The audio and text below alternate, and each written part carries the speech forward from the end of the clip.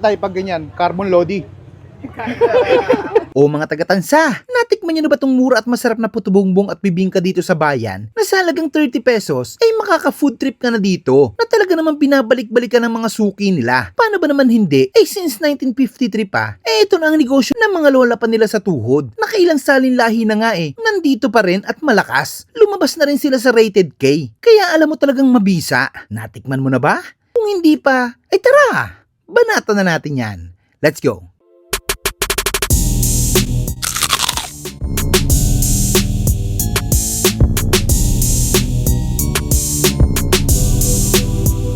Ako nga pala si RG Lupisan. Nagtitinda kami ng puto bumbong and bibingka dito sa Poblacion 2, Tansa, Cavite. Ang aming mga pinebenta ay puto bumbong special, overload, and super overload na may leche flan sa ibabaw. Ang bibingka nga pala namin ay since 1953 pa sa aking lola na si Angkong, ipinamana sa kanyang anak ng aming lola na ngayon, Taling Alarca Lupisan. Tapos ipinamana niya sa aking ama na si Adriano Lupisan at kami na naman po ang nag-aano ng Cecil's Bibingka. Kahit na siya wala na, hindi namin matanggal yung tatak na Cecil's Bibingka kasi kilalang kilala ang Cecil's Bibingka dito sa parting Cavite. Sa ano sir, sa isang araw nakakailang ano po kayo? Bibingka.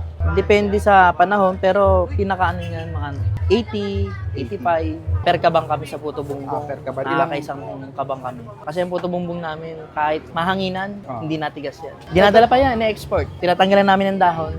Guam, LA, yung isang araw lang, Guam. Umorder sila na 11. Pagdating nila doon, sabi, ba't ganun kalambot pa rin? Ito po si sir yung kapatid ni Nanay Cecil. Asawa na po. Asawa. Yung ano, talagang anak. Siya ang anak ni Taling. Okay po.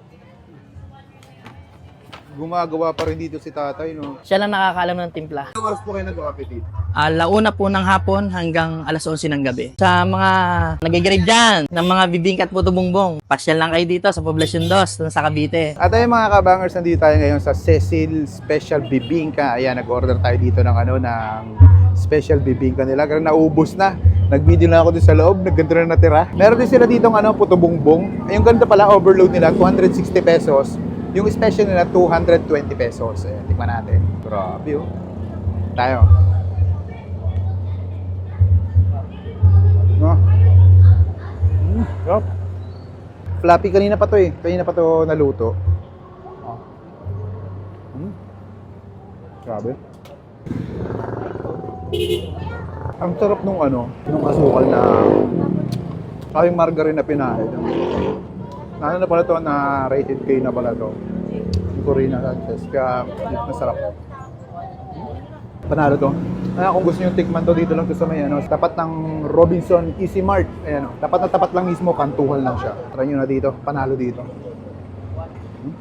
Tikman naman natin yung kanilang puto bumbong, 80 pesos, grabe overload na. 5 pirasong ganito, ayan ang tawag diyan. Tapos sobrang daming cheese at may leche flan, ayan. Meron din siyang yung nyog. For as low as 30 pesos, meron ka ng 4 na ganito, tapos asukal at nyog. Grabe, mura lang dito. 30 lang na nakita ko na puto bumbong. Nakikita ko mga 45, mga ganun. Mura, 30. Dami pang laman, no? Ha?